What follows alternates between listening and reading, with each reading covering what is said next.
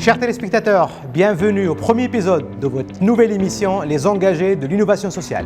Émission portée et organisée par la Fondation Abdelkader Ben Saleh en collaboration avec son partenaire Télé+.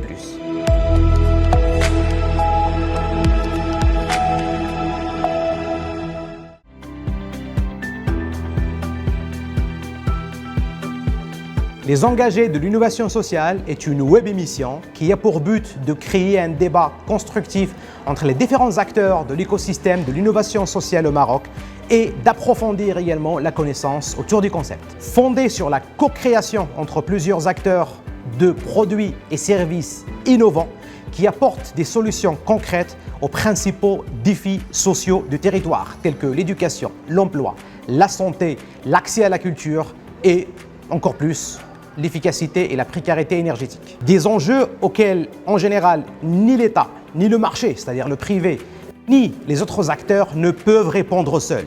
C'est pourquoi l'innovation sociale se base sur un échange gagnant-gagnant entre tous ces acteurs afin de répondre à ces enjeux et en plus afin de collaborer d'une manière collective en vue de produire un projet socialement pérenne et responsable.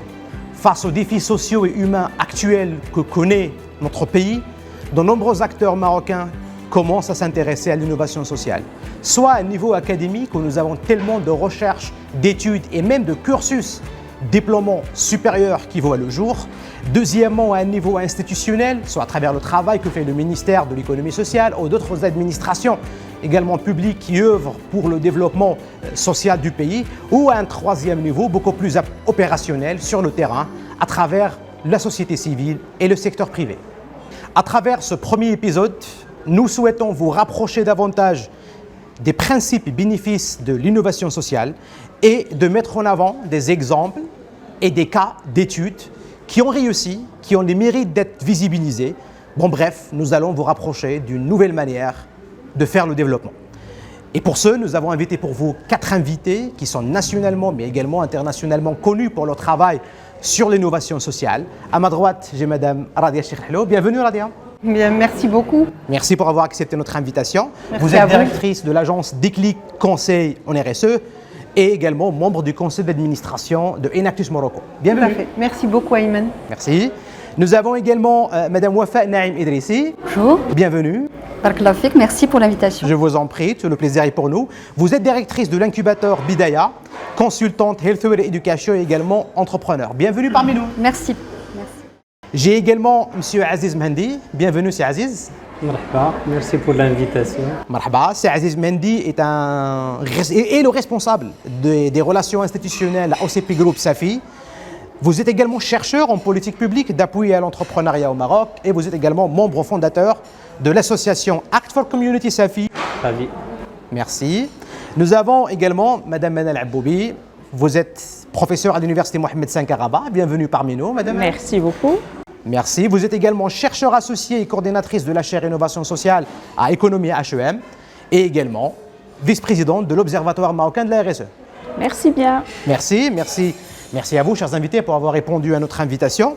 Premier axe qu'on souhaite aborder aujourd'hui ensemble, et ça va être également un petit exercice de vulgarisation pour nos téléspectateurs.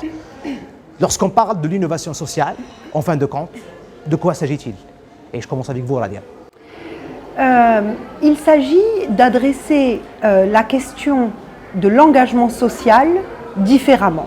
Il s'agit, à travers l'innovation sociale, de maximiser l'impact afin de résoudre de manière plus efficace et plus efficiente les questions sociales qui se posent à nous aujourd'hui dans notre pays, que ce soit des questions relatives à l'éducation, que ce soit des questions relatives à la santé, à l'essor des territoires. L'innovation sociale est une nouvelle manière d'adresser le développement social de manière plus efficace, plus impactante.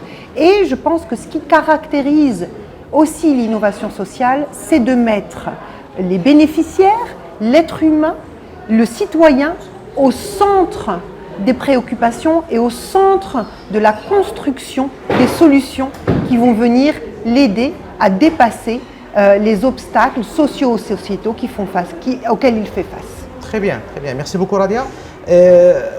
mettre le citoyen au centre des solutions et co-construire des solutions autour du citoyen, je peux dire que c'est peut-être la jeunesse de l'innovation sociale, Lalla Wafa. Effectivement, la définition apportée par Radja est pertinente. J'y ajouterai un point pour cette implication du citoyen et du bénéficiaire, elle est essentielle parce qu'elle nous assure qu'on répond aux réels besoins. Le deuxième point, c'est qu'on s'assure qu'il est acteur et donc inclus dans la démarche, également. Impliqué, et donc on ne peut qu'être dans une démarche qui est positive. Je compléterai cette approche avec les modèles économiques qui sont associés à ce genre d'approche.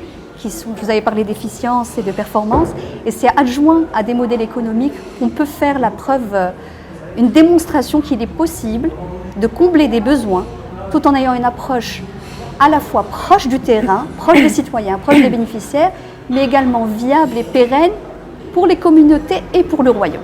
Très bien, excellent. Excellent.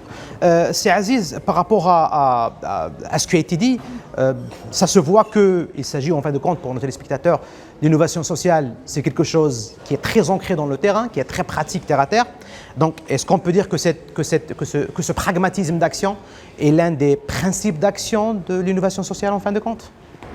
Oui, tout d'abord, je cautionne ce qui a été dit par mes collègues. Mais j'ajouterai un complément, c'est que quand on parle d'innovation sociale, on parle d'une pratique.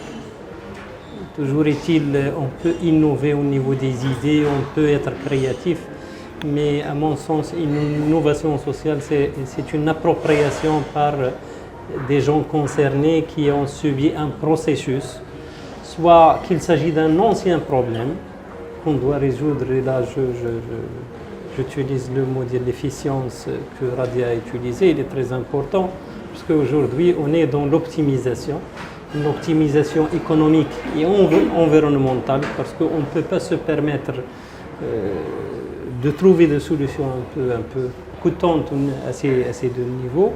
La deuxième chose que je tendrai, c'est que l'innovation sociale, pour moi, c'est une intelligence collective.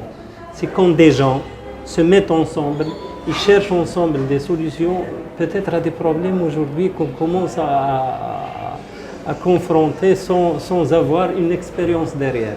Vous savez, le Maroc, et j'arrête là, il a connu une évolution rapide en termes d'urbanisation, et cette urbanisation a ramené beaucoup de problèmes du rural vers l'urbain, et aujourd'hui je me vois que l'urbain doit faire un grand effort pour dépasser ces nouvelles problèmes. Très bien, très bien. Madame Manal Aboubi, par rapport à l'innovation sociale, et beaucoup voient dans cette nouvelle manière de faire de choses, cette nouvelle voie vers le développement, surtout après, je dirais, le post-Covid, après ce que nous venons de vivre en temps pandémique, beaucoup de défis sociaux ont émergé. Et est-ce qu'aujourd'hui l'innovation sociale, à travers cette définition qu'on vient de voir et peut-être d'autres éléments de définition que vous pouvez apporter, est-ce que c'est peut-être la solution face à ce mode post-épidémique que nous vivons? C'est certainement une solution parmi plein d'autres, qu'il ne faut surtout pas négliger parce qu'elle a un potentiel de développement qui est énorme. Peut-être je reviendrai sur la question de définition et je le ferai d'une manière assez scolaire pour vulgariser un petit peu. Académicien que vous êtes. Hein. Voilà, donc je reste dans mon rôle. Je dirais tout simplement, il y a deux mots dans l'innovation sociale. Il y a ce mot innovation qu'il faut prendre dans deux sens. Soit on innove dans un produit ou un service. On peut imaginer, j'aime beaucoup l'exemple de l'eau en poudre. Les étudiants adorent ça parce que c'est très anecdotique. Ouais.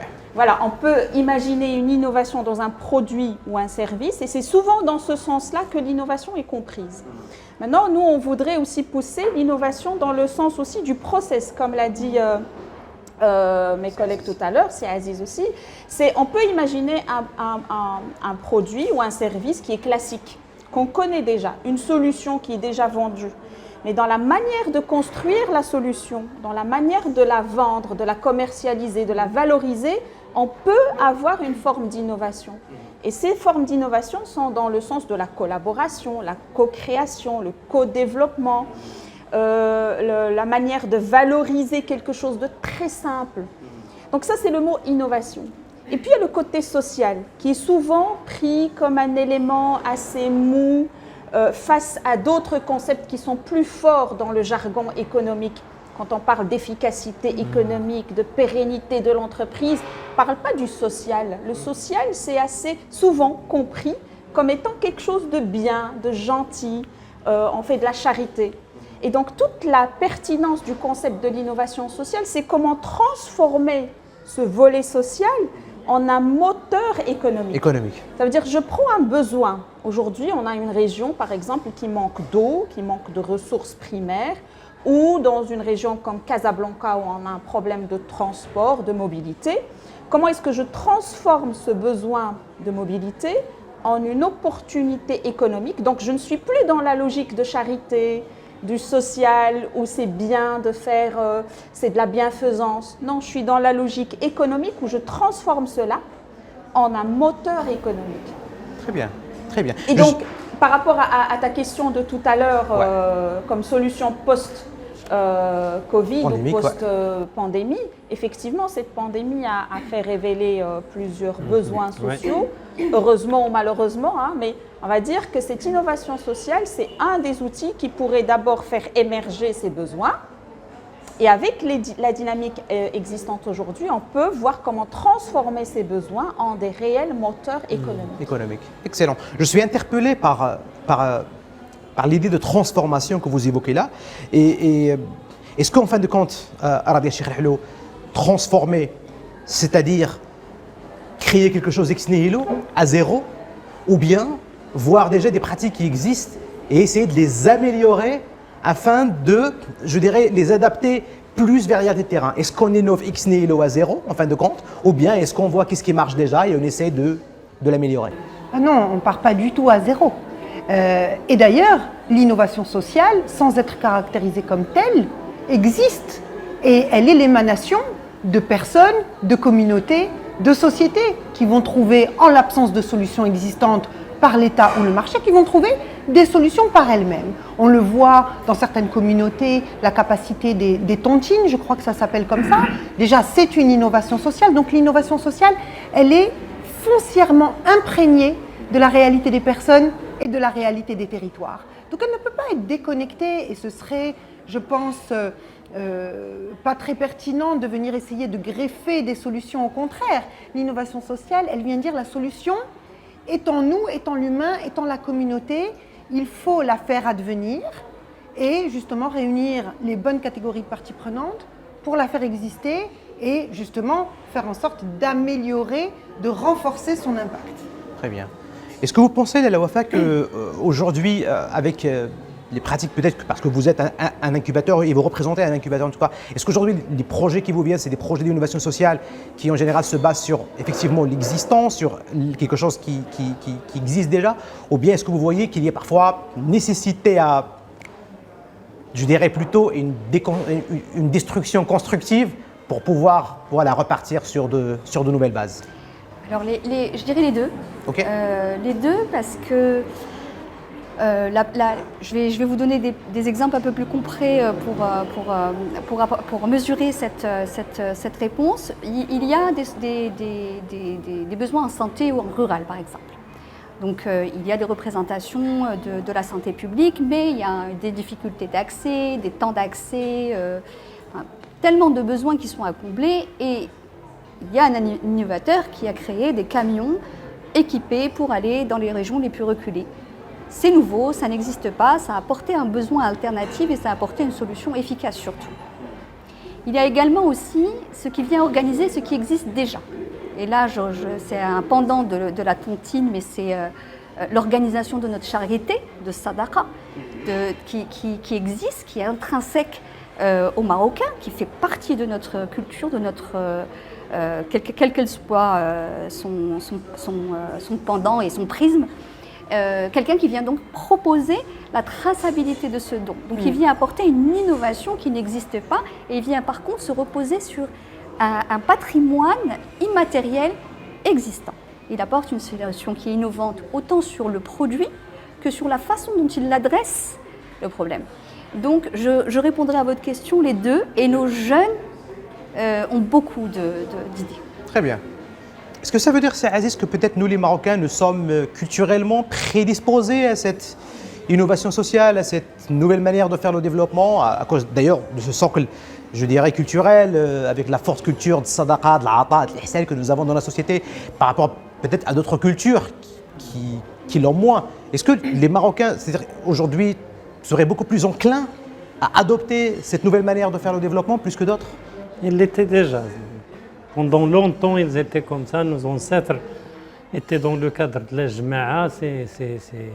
C'est la plus haute instance de la tribu où on traite tous les problèmes. Et aujourd'hui, bon, je suis confiant que nos jeunes, quand on les invite à réfléchir et à voir les choses autrement, ils adhèrent. Ce qui pose problème aujourd'hui, il faut le dire en toute clarté, c'est que nous avons des programmes qui ont duré une quinzaine d'années et on continue à faire toujours la même chose. Si nous sommes là, c'est aussi dans cette émission, c'est pour plaidoyer d'aller faire autrement. Et ça ne coûte pas cher. Parce que, à mon avis, qu'est-ce qu'on va offrir aux gens? La possibilité de tester à petite échelle.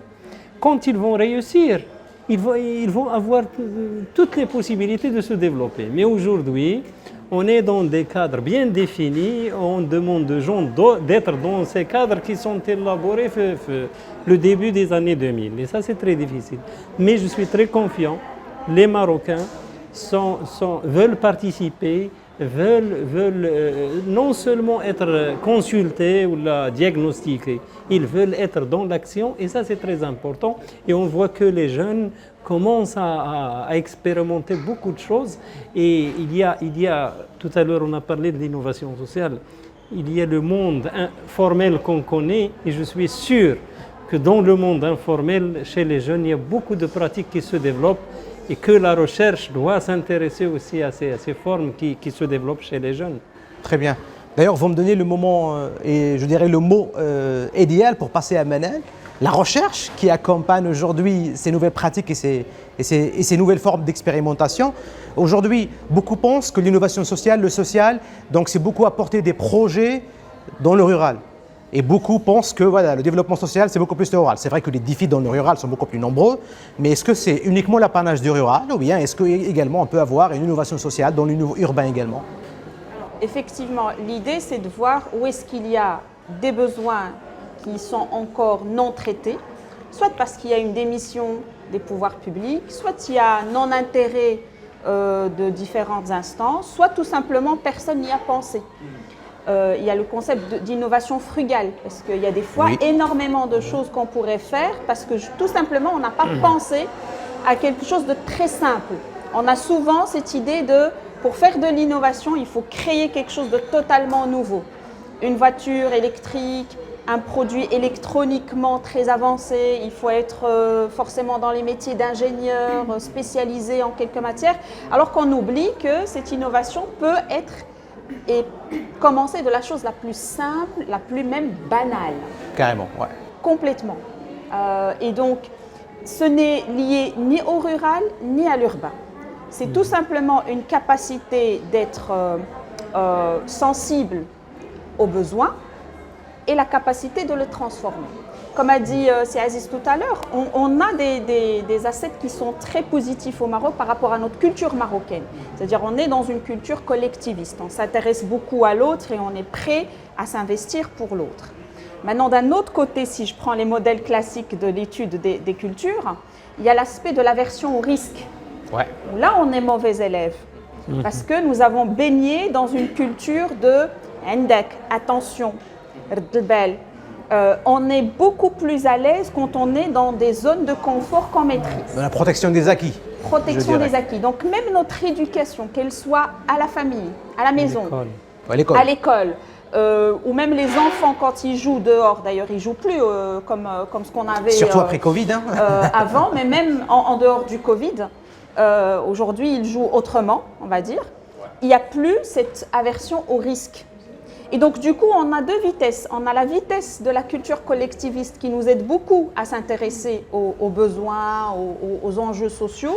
Et on a la question de l'aversion de risque qui nous freine un petit peu, où là, il y a du travail à faire pour encourager les gens à prendre du risque, à expérimenter certaines choses, à vivre l'échec, à savourer l'échec, et puis à rebondir après l'échec. Donc, on a deux vitesses, une qui nous fait avancer et une autre qui nous freine un petit peu. Ouais, voilà. très bien.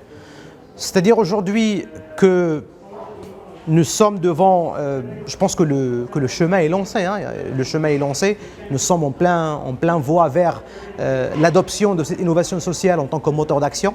Notre pays a pu produire il y a quelques mois, je pense, un nouveau modèle de développement et nous avons effectivement aujourd'hui un écosystème et des expériences à relater dans ce sens.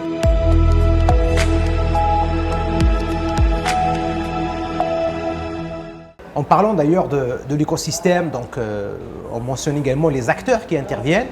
Et là, on va faire un petit tour national, mais également international sur les benchmarks, les meilleures pratiques aujourd'hui qui existent en termes d'innovation sociale et que vous pouvez partager avec nos téléspectateurs aujourd'hui. Je commence avec vous, Radia. Est-ce que vous avez de belles histoires à nous raconter? Ah oui, il y en a quelques-unes à raconter, aussi bien au niveau local qu'au niveau international. Pour commencer, je citerai l'histoire de ce village dans la région de Marrakech, dans l'Atlas, qui est un village qui s'est, je vais utiliser le terme, mais pour moi c'est important dans l'innovation sociale, la notion d'autonomie. La notion que l'aide au développement ne maintienne pas les bénéficiaires dans une forme de dépendance, mais au contraire lance un élan d'autonomisation économique qui est pour moi un impact extrêmement précieux. Et le village de Tizi Ouzou en est un exemple extrêmement parlant, qui a su utiliser de l'aide pour entretenir cette volonté d'autonomisation alors que rien n'était en faveur, ni la géographie, ni le climat n'était en faveur de l'essor de ce village, qui aujourd'hui, seulement par la volonté de la communauté, a réussi à s'autonomiser, à faire passer l'eau, l'électricité, à créer des activités génératrices de revenus, à développer une pédagogie propre à ce village dans l'éducation, à installer une école de préscolaire. Et ça, c'est la preuve que c'est possible. Je pense aussi à une autre initiative qui m'est très chère et à laquelle j'ai l'honneur d'avoir pu très modestement participer. C'est la création d'une entreprise qui participe à soutenir l'éducation des jeunes filles dans le rural par la vente d'une simple pomme de terre.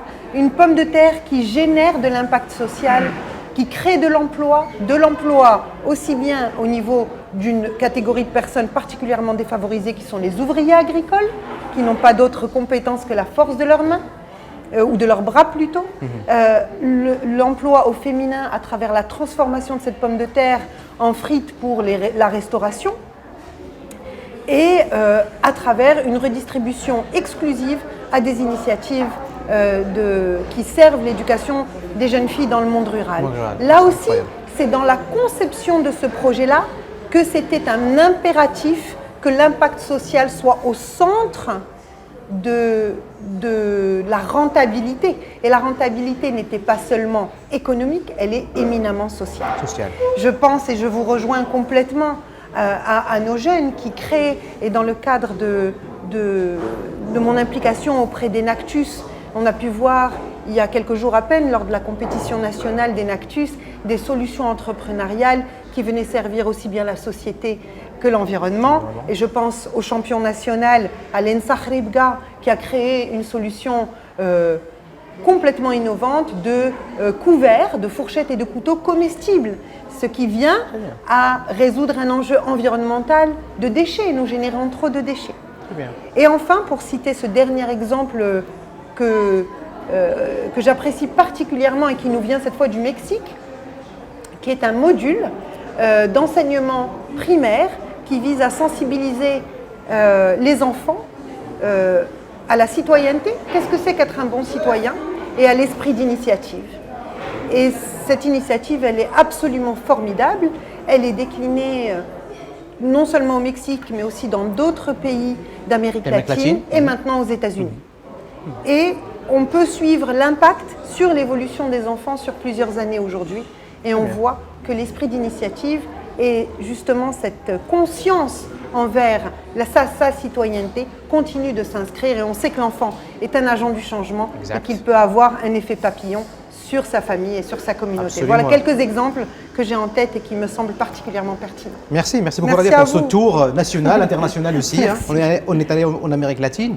Wafa, vous représentez un incubateur, Bidaya, et certainement vous avez vu pas mal de projets et d'entrepreneurs sociaux aujourd'hui qui sont venus taper à votre porte. Est-ce que vous avez de belles histoires à nous raconter? J'ai effectivement de belles histoires à vous raconter qu'on a pu nous accompagner ou voir dans l'écosystème, hein. Mais également des belles choses qu'on n'a pas forcément accompagnées mais qui ont le mérite d'être mises à l'honneur, mentionnées. Ouais. Et puis quelques exemples internationaux Bien sûr. si le temps y prête. Alors oui, couvert comestible, on a accompagné un projet de ce type, il y a de l'impact. C'est pertinent, il y a un modèle économique qui est tenable, il y a une stratégie nationale de réduction de plastique, donc il y a un enjeu aussi bien écologique que de santé, donc il y a de l'impact. Je vais rester dans le couvert de la santé et vous donner la pertinence de développer tout ce qui est relatif à la santé des femmes. Donc relative à tout ce qui est protection en période de règles, c'est un sujet qui est important à plusieurs niveaux. Une question de santé publique, parce qu'il y a des impacts de santé, une question aussi d'environnement, parce qu'il y a beaucoup de déchets, mais aussi une question d'éducation et d'inclusion des jeunes filles dans les familles qui ne peuvent pas se permettre d'offrir des produits qui soient sains. Et donc, imaginez, on accompagne un projet de ce type, mais il en existe d'autres à l'étranger. Ouais. Imaginez donc une solution qui est offerte et qui a tant d'impact. Donc c'est possible, ça commence à se développer de plus en plus au Maroc avec une vraie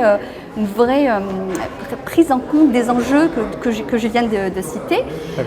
Sur les projets qu'on n'a pas forcément accompagnés, mais qui ont le mérite d'être mis à l'honneur, c'est l'inclusion des personnes à besoins spécifiques. Il y a quand même une association qui a fait un travail formidable, qui est l'AMH, qui a fait un travail formidable sur l'inclusion des personnes à besoins spécifiques, apporter une solution qui était inexistante avec un modèle économique éprouvé, avec des process, avec tout un véhicule bien professionnel et non pas, bricolé. C'est de la même façon sur l'institution Tahar Sebti, l'inclusion par l'école de ces personnes. Donc il y a tout un modèle. ML, le restaurant à Marrakech, qui fait aussi de l'inclusion des personnes à besoins spécifiques, c'est possible. Et on a des beaux projets. Des projets qu'on connaît moins, qui ont forcément été moins structurés et autres, mais qui ont eu un vrai impact. On a parlé tout à l'heure de rural et d'urbain. Je vais vous parler du périurbain, qui est quand même une niche à exploiter en termes d'innovation sociale, tant les besoins sont importants et tant les forces vives, je me permets de reprendre exactement ce terme qui est cher à Sa Majesté, les forces vives sont là, sont présentes et ont beaucoup à apporter. Il y a dans des quartiers des jeunes qui se sont associés et qui ont refait leur quartier, qui ont redonné vie à leur quartier. Donc, on parlait de plaidoyer tout à l'heure, il est temps aux présidents des communes, aux présidents des régions, de s'intéresser à ces jeunes et de les inclure dans la démarche du maintien de l'actif et du patrimoine de nos villes, de nos quartiers, et en même temps inclure ces NIT, les former à la gestion, leur apporter les moyens. Enfin, que demande le peuple? C'est un moyen d'innover et d'apporter une réponse aussi à des défaillances de politique publique qui ne peuvent pas être forcément adressées de façon systémique et qui se doivent d'être apportées de façon plus localisée et plus proche du citoyen. Pour ne pas être longue, je vais switcher sur l'intergénérationnel, toujours en rapport avec cette question des jeunes et des quartiers, le mobilier urbain. Il y a une expérience magnifique qui a été faite dans un pays de l'Est, je suis désolée, je ne me souviens plus du nom, dans un programme de l'UNICEF, où on a invité les jeunes à réfléchir à comment retravailler avec la commune leur espace. Et ils ont apporté une solution à comment travailler leur espace public, mais aussi à des questions d'intergénérationnel. Donc comment intégrer les seniors, comment arriver à ce que ces jeunes ont pu proposer même plus une réponse à une problématique matérielle, ils ont apporté aussi une réponse à une problématique sociale de l'isolement des personnes âgées. C'est possible de dupliquer, on parlait d'innovation intrinsèque et qui vient des besoins, mais regardons ce qui se passe ailleurs. Toujours à l'international, et j'essaierai d'être brève, il y a des modèles économiques. Il y a un hôpital qui est connu en Inde du professeur Shetty, qui a intégré dans ses process, cette innovation de process, il a intégré des méthodes très éprouvées qu'on appelle en termes hospitaliers le Lean Six Sigma, qui améliore la qualité des soins. Donc le driver est la qualité des soins. Et en faisant ça, il a amélioré la qualité et amélioré la qualité économique, enfin la performance économique, qui a pu faire en sorte de prendre toute une frange de la population et la soigner gratuitement. Ok. Donc c'est un programme d'efficience, de performance, de hauts standards internationaux qui apporte aussi une solution dans les process à soigner des personnes qui sont dans le besoin. Très bien. Voilà, si j'ai d'autres idées, C'est devenu un hôpital low cost. C'est devenu un hôpital responsable. Responsable. Très bien. De qualité et responsable. Très bien. Excellent. Merci Wafa pour ces exemples. Également un tour mondial, également et un tour national. C'est Aziz, soit au niveau du travail que fait le groupe OCP ou bien au niveau de Act for Community Safi ou Dar l'Ibtikar. Vous avez certainement observé un certain nombre d'initiatives et de projets qui ont attiré votre attention. Pouvez-vous partager avec nous quelques exemples? Je vais partager avec vous des exemples qui relèvent un peu des problématiques vécues sur les territoires. Je partage avec vous une initiative lancée par trois jeunes qui se sont lancés dans la valorisation des déchets organiques. Très bien. À travers l'élevage des insectes qui vont être réutilisés dans la création de l'alimentation de bétail. Ça, je trouve que c'est très intéressant. Parce que vous savez, si vous voyez les cours des prix de la farine de poisson, comment ça monte en flèche, et on voit juste à côté qu'il y a une possibilité d'en produire. Exact. Et là, quand on pose la question aux jeunes aussi, j'ouvre la parenthèse qu'il y a un impact positif des réseaux sociaux et du partage sur Internet. Internet joue un rôle très important par rapport à ces gens. Aussi, il y a des jeunes qui veulent aujourd'hui, avec des instituteurs, des directeurs d'école, qui investissent dans un projet qu'ils ont dénommé Coding for Kids. Coding for Kids. Oui, aujourd'hui, on part de la logique que le coding devient une nécessité. Ce n'est pas nice to have, mais on doit réfléchir à ça. Et on doit réfléchir aussi dans le futur. Pas dans le futur, on est déjà très en retard. Dans l'immédiat. Dans l'immédiat. Il faut investir dans le coding parce que le digital aujourd'hui, c'est un métier qui permet de rester chez soi, de travailler n'importe où. Et il y a 4-5 ans, on se disait pourquoi en Inde, il y a des gens qui habitent même dans des petites maisons, des bidonvilles. Ils arrivent à décrocher des emplois avec les Américains, avec les Canadiens. Avec à distance, effectivement. Donc, Coding for Kids a l'objectif d'initier les jeunes à travers un système qui va faire une rotation d'apprentissage entre les gens pour éviter d'avoir un système avec des salaires, avec les manières classiques. D'ailleurs, et par le passage, on remercie l'association 1337 qui a créé beaucoup de possibilités pour nous. Et ces jeunes-là qui se forment soit dans les écoles Yocode au 1337 vont faire des stages dans les écoles primaires et en même temps essayer d'apprendre aux jeunes. Dans le même projet, on va travailler sur la récupération des ordinateurs chez les entreprises et qui vont être réformés par la formation professionnelle. Donc c'est ça qu'on appelle l'écosystème. Quand on a la circularité, il y a des intervenants qui vont apprendre. Dernière chose, il y a un groupe que j'accompagne qui travaille aujourd'hui sur les retraités. Troisième âge, nous avons beaucoup de jeunes retraités à SFI. Intergénérationnalité, surtout des ingénieurs, et qui peuvent apporter beaucoup de choses au domaine de l'enseignement supérieur et technique. Là, nous sommes en train de faire une phase d'immersion et d'empathie avec ces personnes âgées et qui ont plein d'expériences, plein de savoir-faire, et de voir quel est le modèle qu'on pourra plaidoyer encore une fois vis-à-vis de l'enseignement supérieur pour trouver une manière Une complémentarité. de complémentarité Voilà. entre les deux. Enfin, les exemples, on peut discuter. Ah oui, il y en a énormément, j'imagine. Énormément Il y en a d'exemples. énormément, Et pas assez en même temps. Et pas assez en même temps. Évidemment. Ça, c'est intéressant. Parce que dans l'innovation sociale, là où il y a un problème, c'est une opportunité.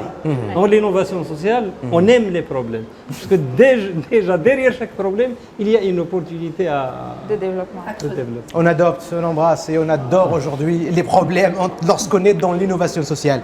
Laila Manal, vous êtes chercheuse, j'imagine que vous avez fait énormément d'études, vous avez peut-être sillonné le Maroc en train de découvrir des projets, des histoires de coopératives, associations et autres, et même d'entreprises sociales qui innovent et qui font des choses socialement intéressantes. Des histoires à partager également avec nos téléspectateurs par rapport à ça? Alors, je commencerai par une étude qu'on avait faite. Au départ, on ne l'avait pas faite pour l'innovation sociale. C'était plus sur les questions de responsabilité sociale d'entreprise, de gestion de la diversité. C'était un hôpital public en Belgique qui a dans sa mission principale soigner toute personne qui se présente à l'hôpital. C'est un service public. C'est une obligation. Il faut pouvoir soigner, apporter une réponse médicale à toute personne qui se présente à cet hôpital-là. Sauf que cet hôpital était face à un problème qui est la langue. Les personnes qui se présentaient face aux nouvelles vagues d'immigration ne parlaient pas toutes le français.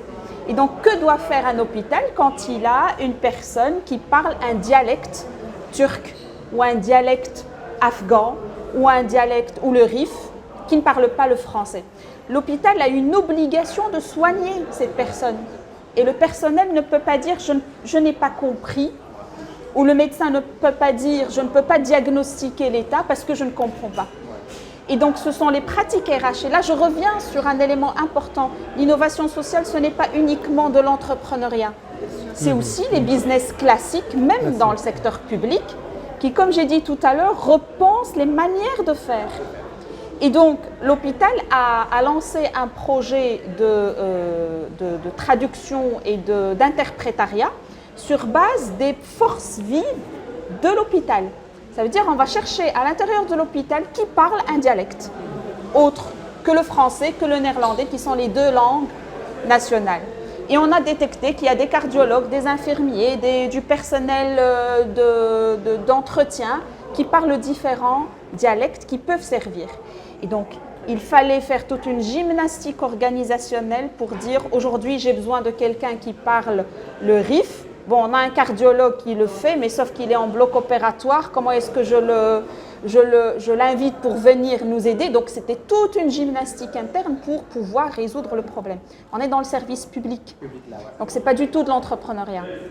Et là, ça a été documenté. C'est vrai qu'au départ, on l'avait compris comme étant une stratégie, une action RSE, mais finalement, c'est de l'innovation sociale. Parce que l'impact social, c'est quoi? C'est que les personnes se sentent valorisées, elles sont d'abord soignées. Et donc, l'hôpital remplit sa mission principale. Et puis, elles sont valorisées, on règle le problème pour lequel elles se sont présentées à l'hôpital. J'ai un autre exemple, mais cette fois-ci marocain, qui me tient vraiment à cœur. Ouais. C'est un jeune qui s'est lancé dans la région de Teza, dans le parc de Tezka, et qui était face à D'abord, il avait une activité touristique classique qui se base sur les touristes étrangers. Mais avec la fermeture des frontières, bon, il n'y a plus de touristes, donc il y a toute une région qui est laissée de côté. Et donc c'est un jeune qui a lancé un ensemble d'activités touristiques locales, très solidaires, en faisant valoriser toute la science de la spéléologie. Intéressant. Et donc, on ne savait pas que dans la région de Teza, beaucoup ne savaient pas que dans la région de Teza, il y a 365 grottes. Donc, il y a une grotte à visiter par jour sur toute l'année. Sur toute l'année. Et donc, il a développé tout un écosystème local, tout seul, avec quelques acteurs, de telle sorte à ce qu'il puisse drainer les touristes nationaux d'abord, dans une logique collaborative et très solidaire avec les douars qui entourent tout le parc, ouais. Avec un ensemble d'activités qui sont instagrammables. Et ça, c'est très important parce que ça attire beaucoup les jeunes absolument. Et les moins jeunes pour venir visiter la région, venir manger un repas bio chez l'habitant et en même temps faire de l'activité sportive et en même temps visiter la région et attirer du monde. Et donc on sait que quand il y a du monde qui arrive dans une région, il y a forcément de l'activité économique. Donc c'est très courageux, mais c'est aussi très scientifique parce que le langage qu'il adopte pendant tout le parcours, c'est très scientifique par rapport aux grottes, à la composition des rochers, à la protection aussi. Il y a beaucoup de sensibilisation pour la protection de l'univers. Donc on ne vient pas faire du tourisme sauvage, mais on vient faire du tourisme très responsable. C'est un package socialement responsable. C'est un package qui est à la fois amusant, ressourçant, responsable, instructif également. Et très instructif. Quand on y va, il faut avoir un petit calepin pour prendre des notes, autrement, on ne retient pas forcément tout. Très bien. Donc voilà, ces exemples dénotent que nous avons un écosystème en marche, en place, qui avance. Et certainement, il y a des acteurs très intéressants aujourd'hui. Peut-être aujourd'hui, maintenant on peut passer au troisième axe, si vous voulez bien, qui est celui d'analyser aujourd'hui cet écosystème marocain. Elle est là, avec exemple à l'appui que vous avez donné, cet écosystème national de l'innovation sociale. Radia, je commence avec vous. Où en est-il? Et aujourd'hui, quelles sont plutôt les opportunités qu'il a en face? Et d'un autre côté, on va faire une petite SWOT, les menaces aujourd'hui qui le guettent, je dirais en quelque sorte. Je pense qu'une chose est sûre aujourd'hui, c'est que nous avons des acteurs, que ce soit dans le secteur public, dans le privé et indéniablement dans le monde civil et académique, qui ont compris la nécessité d'adresser les questions de développement social autrement. Okay ? Et que donc ces gens-là, ces catégories de parties prenantes, s'orientent donc, convergent vers une nouvelle compréhension de comment adresser les questions sociales. Au sein des entreprises, notamment, puisque moi je travaille beaucoup dans le cadre des opérations de responsabilité sociétale des entreprises, je prends l'exemple de l'engagement sociétal engagé par les entreprises. Clairement, aujourd'hui, on est dans une logique plus innovante, plus créatrice de valeurs partagées pour que l'entreprise participe à autonomiser plus qu'à maintenir la dépendance. Voilà. Donc on a ce début de réflexion collective qui s'engage, qui est extrêmement précieuse. Évidemment, on peut parler du partenaire privilégié de votre émission aujourd'hui, qui est la Fondation Abdelkader Ben Saleh, qui non seulement a sorti une étude, mais qui participe à travers ces différents programmes à réunir les acteurs de la société pour penser ces solutions-là. À mon humble avis, donc les opportunités sont énormes et quelque part, moi en tant que praticienne sur ces questions-là, finalement quand je vois que le rythme n'est pas assez soutenu, je vois l'impact que nous gâchons. Je vois tout ce que nous ne faisons pas. Et c'est ça finalement qui est très frustrant, c'est qu'on se dit le potentiel est là, les acteurs sont là, mais nous n'allons peut-être pas assez vite face à des enjeux sociaux qui sont criants, que ce soit l'éducation, que ce soit la santé, pour ne citer que ça. Que ça, ouais. En termes de freins, je pense que nous sommes face à un écosystème qui reste encore fragmenté. On va avoir beaucoup de solutions d'accompagnement de ces jeunes-là, mais on ne va pas avoir de solutions de financement pour les entretenir.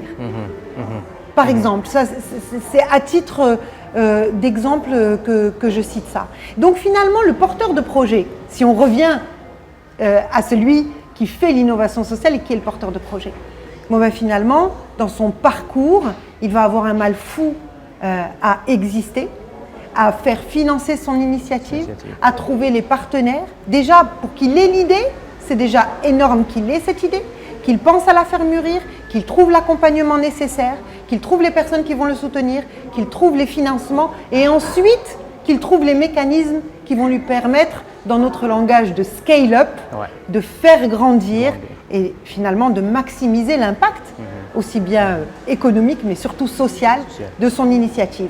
Donc aujourd'hui, on a besoin de donner plus de cohérence et plus de corps à cet écosystème pour que celles et ceux qui portent l'innovation sociale puissent finalement faire leur boulot de la manière, je reviens encore une fois à l'efficience, de la manière la plus efficiente possible. Et évidemment, je terminerai quand même, c'est important, par la nécessité que les pouvoirs publics facilitent cette innovation sociale. On parlait il y a un instant, finalement, quand vous allez avoir, je prends un exemple d'un groupement de coopératives qui veut participer à un appel d'offres. Est-ce que le groupement de coopératives, il a les mêmes atouts qu'une PME? Non. Mais la valeur que va créer ce groupement de coopératives n'est pas la même que celui de la PME. Absolument. Évidemment. Et donc finalement, apprenons aussi à valoriser ce capital qui n'est pas dans les bilans économiques que crée l'innovation sociale. Et je pense que c'est ça qu'il faut apprendre à entendre de la part des pouvoirs publics. Très bien, si j'ai bien compris, plus de, je dirais, discrimination positive, je dirais. Ça peut être de la discrimination Vis-à-vis positive, ça peut être faire grandir et donner les outils pour que ces solutions-là arrivent à se faire voir. Comme disait Menel tout à l'heure, le social, ce n'est pas du soft, ce n'est pas quelque chose que nous faisons pour faire plaisir. C'est un effet papillon qui est beaucoup plus précieux qu'on peut l'imaginer. Comment on peut rendre visible l'économie sociale et solidaire en France, pour ne citer que ce pays, c'est 10% du PIB. 10% du PIB. C'est 10% du PIB. Est-ce que nous avons une idée sur le pourcentage de PIB au Maroc? Pas encore. Pas encore. Mais en tout cas, ce n'est pas une économie de seconde zone. C'est pas ça du tout. C'est pas on parle aujourd'hui de véritables leviers économiques qui ont un impact social conséquent. Très bien. Très bien. Nana Wafa, quel est le regard que vous portez aujourd'hui sur l'écosystème de l'innovation sociale au Maroc aujourd'hui? Alors, je ne peux que compléter ce qui a été, pour ne pas être dans la redondance de certaines des choses très pertinentes qu'a dit Radia. Je vais en temporiser certaines. En tant qu'incubateur, moi je vais vous parler déjà de l'écosystème d'accompagnement des entrepreneurs. Et ensuite, j'irai plus largement, si vous me le permettez, en dehors de l'entrepreneuriat social. Cet écosystème, il existe, il est, je ne vais pas dire complètement mature, mais il a une bonne assise nationale. Donc on a un certain nombre d'opérateurs qui ont un actif, qui ont travaillé pendant un certain nombre d'années et qui ont accompagné. Pour ce qui est de l'accompagnement, la définition elle-même de l'innovation sociale auprès de ceux qui la portent, elle n'est pas toujours connue. Et donc un travail a été fait et sera et devra être maintenu pour les faire approprier cela. Vient ensuite les véhicules d'accompagnement. Et les modalités d'accompagnement et l'accès au financement et la pérennisation des modèles économiques, seul moyen de valider a posteriori que c'est bien une innovation. Parce que sinon, ce n'est plus une innovation sociale si elle n'a qu'un impact et où finalement elle n'est pas dans la durabilité. Les financements existent. Ils ne sont pas énormes, ils ne sont pas importants, mais ils sont saupoudrés. Ils sont saupoudrés. Je pense que je vais rejoindre aussi cette question de fragmentation dont a parlé Radia. Et je dirais qu'on aurait besoin non pas de fédérer davantage les écosystèmes, mais plutôt de les intégrer et de travailler dans des synergies en gardant les spécificités de chacune des structures ou chacune des institutions. Chacune des organisations a quelque chose à apporter, mais intégrons-nous dans des référentiels communs, intégrons-nous dans des définitions communes, dans des plateformes intégrées, pas une plateforme qui existe autant au sens digital, mais une plateforme d'émulation, une plateforme d'échange, de labo d'idées, faire des ponts avec la recherche. Et j'en ai tellement accompagné dans une vie intérieure de ce que peut apporter la recherche d'intégration entre le fondamental et le terrain.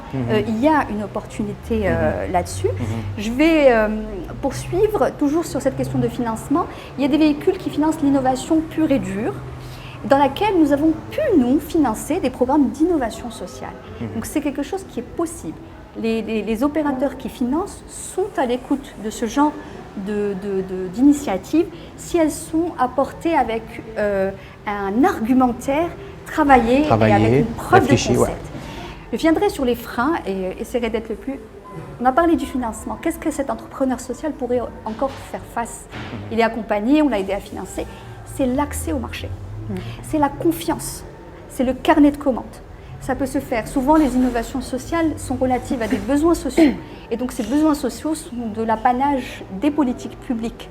Et donc, ces commandes publiques devraient pouvoir intégrer déjà dans leur esprit, leur mindset, de la pertinence de confier la résolution de ces problèmes à des jeunes, des moins jeunes, mais des ovnis, parce qu'ils ne connaissent pas ce genre de solutions qui sont apportées, avec une commande publique, et pourquoi pas en phase pilote, comme étant une façon d'aborder le problème, leur donner confiance, et ensuite mettre le pied à l'étrier et revoir si ça ne fonctionne pas.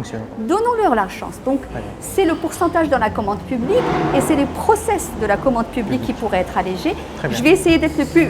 J'ai encore une idée très rapidement, qui est les opérateurs eux-mêmes.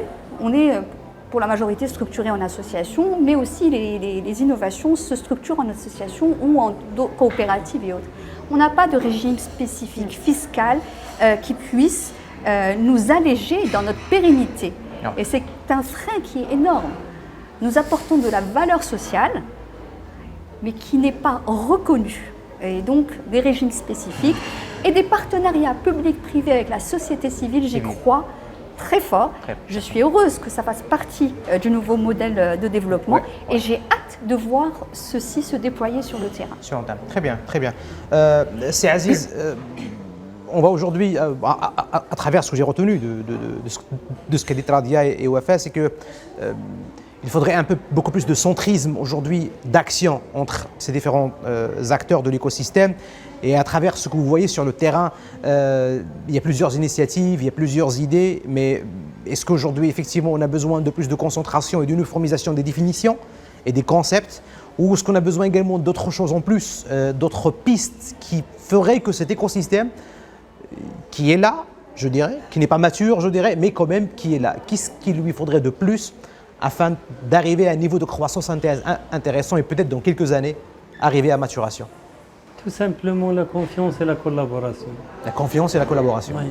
Il n'y a pas un climat de confiance entre les acteurs. Quand on parle de l'acteur politique, administratif, universitaire et associatif, nous sommes face sur le terrain à des complexités incroyables, historiques, de culture. Si vous invitez un professeur dans une université, vous n'avez pas le droit d'inviter X ou Y. Vous devez inviter l'établissement. C'est l'établissement qui va déterminer, qui va le représenter, tout en sachant dans l'expérience de Safi qu'on a fait autrement. Par rapport à Darbtikar, on a essayé de prendre des personnes à l'intérieur des institutions et des parties prenantes. Et on l'invite directement et on essaye de convaincre sa hiérarchie pour un peu laisser le temps. Parce que tout simplement, faire cet effort de changement, ce n'est pas facile. Et là, j'ouvre une parenthèse, il y a une petite histoire que j'adore, je raconte aux jeunes porteurs de projets toujours, c'est la fameuse Who Moved My Cheese. Malheureusement, nous sommes dans la logique de quelqu'un qui cherche l'ancienne solution. Nous sommes une génération qui croit une chose. Aujourd'hui, je crois que mes filles me dépassent déjà à ce stade. Alors que pour mes parents, je n'arrivais même pas à les dépasser. Ils disaient que nous, l'ancienne région, on a fait. Maintenant, je n'ose pas raconter à mes filles qui sont en pleine mutation digitale comment on vivait, comment on résout les problèmes. Et on ne sent pas l'écosystème, doit sentir qu'il y a un changement qui s'est fait rapidement et qu'on n'a pas vu venir. Aujourd'hui, il n'y a plus de bailleurs de fonds au Maroc. En 2015, ils nous disent que vous êtes devenu un pays à revenus intermédiaires, vous n'êtes plus éligible. Avec le Covid, nous n'avons plus aucun bailleur de fonds. Et c'est là que les pouvoirs publics, que les acteurs de l'écosystème doivent être conscients qu'on va revenir à nos méthodes, avec nos moyens, avec notre réflexion. Et que les bailleurs de fonds aussi nous ont fait perdre beaucoup de temps à essayer de copier des modèles. Il y a un terme que j'adore dans le nouveau modèle de développement, c'est le mot co-construction. Parce que ça englobe tout. Nous sommes dans cette vie, on partage des espaces, on partage des territoires. Nous avons le droit et l'obligation de participer à ces. Et j'ajoute pour le privé un signal très fort. Aujourd'hui, quand on prend l'exploit que le Maroc fait dans le secteur automobile, c'est parce que aussi derrière, il y a une vision de création d'un écosystème local de l'automobile. Aujourd'hui, toutes les entreprises, la meilleure façon de valoriser la RSE des entreprises, c'est l'ouverture de leur chiffre d'affaires et de leur business à de nouveaux acteurs comme les coopératives. Et vous savez, peut-être que les coopératives vont être plus compétitives par rapport aux PME, aux TPE, dans le futur, parce qu'on a découvert à travers l'expérience qu'ils n'ont pas des exigences réglementaires comme le SMIC. Oui. Non, dans une coopérative, on ne travaille pas le SMIC. Mais on a la possibilité de les accompagner, de mettre en place des dispositifs, et c'est dans l'intérêt des entreprises. D'ailleurs, Radia l'a étudié, ou les collègues aussi. Il y a plein d'entreprises qui ont modifié leur business model et ils sont devenus plus performantes en s'adaptant sur ça. Nous ne sommes plus dans la logique de la charité, mais on voit que les entreprises vont bénéficier dans leur performance en s'appuyant sur ces nouvelles structures. Très bien. Merci Saadiz. Léla Menel, l'écosystème aujourd'hui, à travers votre regard, cette impulsion, chacun des intervenants, remercie, nous a donné énormément de pistes pour pouvoir encore créer cette impulsion vers l'avant. Quel regard vous portez et comment est-ce qu'on peut davantage faire mûrir cet écosystème de l'innovation sociale? Alors, moi, je vois cet écosystème d'une manière un peu anecdotique, comme une marmite de pop-corn. Ok. Je le dis souvent comme ça parce que c'est vraiment l'émergence à chaque fois d'acteurs nouveaux qui apportent de la bonne volonté, qui veulent répondre à un besoin spécifique. Certains sont vraiment à leur place, d'autres pas du tout, mais c'est ça l'expérimentation. C'est très bien. Donc on a, comme l'ont dit mes collègues tout à l'heure, on a les bons ingrédients d'un écosystème. Maintenant, un écosystème par définition, c'est un ensemble d'acteurs qui travaillent entre eux mais qui s'équilibrent. Donc il faut qu'on arrive à un équilibre. Si vous observez les écosystèmes sous-marins, les poissons vont se manger entre eux, Très bien. mais on aura toujours, il n'y a aucune espèce qui va disparaître. Intéressant. Et pourtant, ils se mangent entre eux. Intéressant, ouais. D'accord? Donc il y a une main invisible, une logique. À la Adam Smith. À la Adam Smith ou à Subhanallah ou à ce que vous voulez. il y a une force qui fait que l'écosystème et les acteurs s'équilibrent. Aujourd'hui, si je prends le rapport qu'avait fait justement la Fondation Abdelkader Ben Saleh, publié dernièrement, et on observe comment sont répartis les acteurs dans cet écosystème. On voit qu'il y a certaines phases qui sont bien nourries et bien alimentées, notamment la phase d'idéation, de développement, d'enrichissement des idées. On n'est pas encore au stade de maturité, comme a dit Radia tout à l'heure, au niveau du scale-up. Ça veut dire qu'on a des entreprises sociales qui marquent le terrain avec des chiffres d'affaires qui sont pesants. On n'a pas de rôle modèle. Donnez-moi une entreprise sociale marocaine qui va concurrencer un acteur économique conventionnel. Ouais. Alors qu'en Europe, on va trouver des banques qui vont faire leur place parce que ce sont des banques coopératives, par exemple. Par exemple, ouais. Ou tout simplement une entreprise de textile qui va se faire une place parce que c'est un exemple social. C'est une entreprise sociale, mais dont le pouvoir économique est arrivé à un stade de maturité qui est élevé. Donc cette phase de scale-up est encore en phase de développement chez nous. On a besoin de savoir que le social, ce n'est pas de la charité, c'est un moteur économique. Tant qu'on n'a pas ça, on va rester à baigner dans les petites activités qui font émerger des choses. Ça, c'est la première chose. Deuxième chose, de la même manière dont on a besoin de travailler sur le scale-up, on a besoin de travailler sur l'échec. Aujourd'hui, toutes ces entreprises, ces initiatives qui se lancent et puis qui ne réussissent pas et qui baissent les bras et puis peut-être les entrepreneurs vont se reconvertir vers du salariat classique, qu'est-ce qu'on en fait? On parle souvent de l'échec, de la capacité de l'échec à reconstruire de manière plus forte.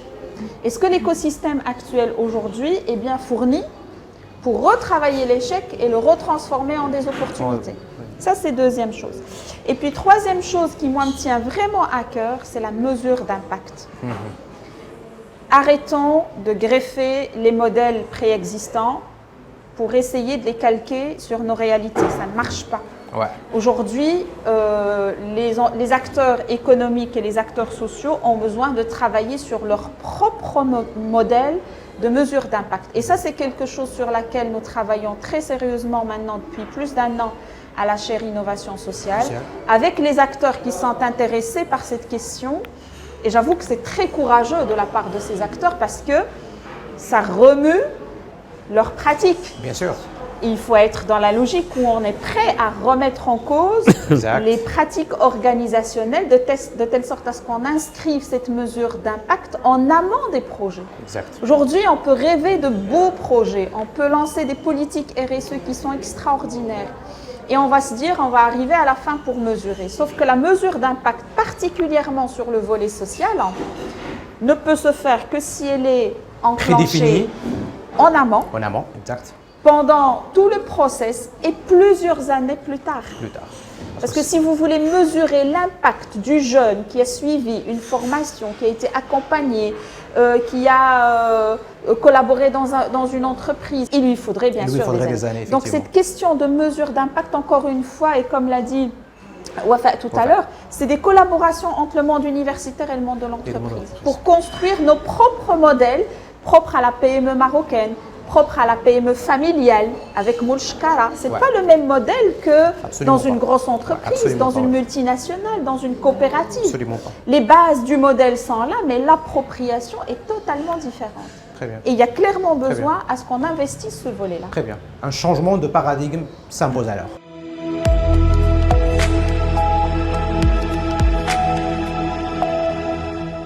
En guise de conclusion, je demanderai à nos chers invités, mais vraiment d'une manière très expresse et chrono, 30 secondes.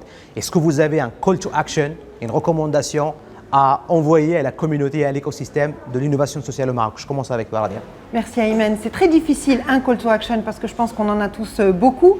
Mais j'adresse mon call to action aujourd'hui au tissu économique, de se pencher sur les mécanismes d'innovation sociale pour réorienter la nature de leur engagement sociétal, non seulement pour multiplier l'effet de leur engagement en termes d'impact, d'avoir un impact avéré au niveau des communautés et des territoires, et peut-être qu'on n'en a pas assez parlé, mais de cette innovation sociale qui finalement aide à retisser les liens entre les différents acteurs d'un territoire et aide à créer et à consolider ce capital immatériel qui nous est tellement précieux, qui est la confiance. Absolument. Merci Radia. Wafa. Merci à vous. Alors, d'abord, changeons de shift. Vraiment, réfléchissons à ce que nous coûte le fait de ne pas innover socialement et donc rentrons dans une dynamique d'investissement dans cette opportunité. Donnons-lui donc un véhicule juridique, des mesures fiscales spécifiques, parmi d'autres opportunités qui vont permettre au Maroc de se développer avec l'intégration de l'ensemble de ses forces vives et d'accélérer territorialement notre réussite économique et inclusive. Très bien. Merci Wafa. C'est Aziz? Moi, je dirais que la réglementation actuelle et la législation actuelle n'est pas assez favorable pour créer des entreprises sociales et avoir un cadre. Moi, mon appel, c'est de préparer dans le cadre du prochain gouvernement et du prochain Parlement de ce cadre juridique et aussi de préparer une stratégie nationale d'appui aux écosystèmes d'innovation sociale. Et une dernière proposition concerne les femmes. Aujourd'hui, nous avons un faible taux d'activité économique des femmes et le pays ne va pas changer si on ne change pas ce taux d'activité. Et je pense que l'entrepreneuriat collectif dans le cadre des coopératives et dans le cadre de l'économie sociale et solidaire, et comme Radia a dit, en s'ouvrant sur les grandes entreprises et sur les commandes publiques, on peut intégrer plein de femmes et elles sont sérieuses dans l'entrepreneuriat selon ma petite expérience. Très bien, très bien. Laila Mana? Alors, mon idée s'adresse particulièrement aux étudiants. On sait très bien qu'on a un vivier de compétences et d'innovation qui est incarné dans les étudiants. C'est une population qui va faire l'avenir de notre pays. Et donc mon call to action, c'est clairement de travailler sur les idées que pourraient émerger de la part des étudiants et voire même de les imposer. Et là, il y a énormément de potentiel en termes de personal branding d'abord. Il faut avoir du courage pour le faire et puis du branding, du vrai marketing, pas le marketing superficiel, du vrai marketing de leurs produits, de leurs services, de leurs idées, même les plus simples, les plus banales qu'elles puissent paraître, ne pas hésiter à les mettre en avant et à sortir de leur zone de confort. Aujourd'hui, on a des ingrédients qui sont favorables, elles ne sont pas tous suffisants, mais on a les ingrédients pour se mettre en avant. Très bien. Excellent, des call to action destinés aux étudiants, au prochain gouvernement, nos prochains députés et également à l'écosystème, à l'entreprise aussi. Merci beaucoup, chers invités. Merci beaucoup, chers intervenants. Vraiment, on a fait un tour extraordinaire et très intéressant. Ce premier épisode des engagés de l'innovation sociale, nous étions avec Radia Cheikh El Hello. Merci beaucoup Radia d'avoir accepté notre invitation. Je rappelle que Radia, vous êtes directrice de l'agence Déclic Conseil en RSE et également membre du conseil d'administration de Enactus Morocco. Merci encore une fois. Merci à vous. Merci également Wafa.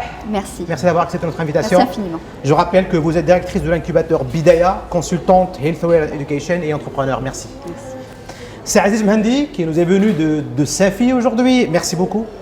Merci d'avoir accepté notre invitation. Je rappelle que vous êtes responsable des relations institutionnelles à OCP Group Safi. Vous êtes également chercheur en politique publique d'appui à l'entrepreneuriat et membre fondateur de l'association Act for Community Safi. Merci Aziz. Et Madame Anel Aboubé, merci encore une fois d'avoir accepté notre invitation. C'était un plaisir, merci. Tout le plaisir était pour nous. Je rappelle que vous êtes professeur à l'Université Mohamed V de Rabat, chercheur associé et coordinatrice de la chaire Innovation sociale à Économie HEM et également vice-présidente de l'Observatoire marocain de la RSE. Merci, ce fait un plaisir. Très partagé, tout le plaisir était pour nous. Chers téléspectateurs, on arrive à la fin de notre premier épisode. N'oubliez pas d'interagir avec ce contenu, d'interagir avec ce premier épisode en likant, partageant et également donnez-nous votre avis en commentaire sur les différents réseaux sociaux. Et pour plus d'informations, n'hésitez pas à visiter le site web de la Fondation Abdelkader Ben Salah, fondation-6bensalah.ma. Vous étiez avec les engagés de l'innovation sociale. À la prochaine.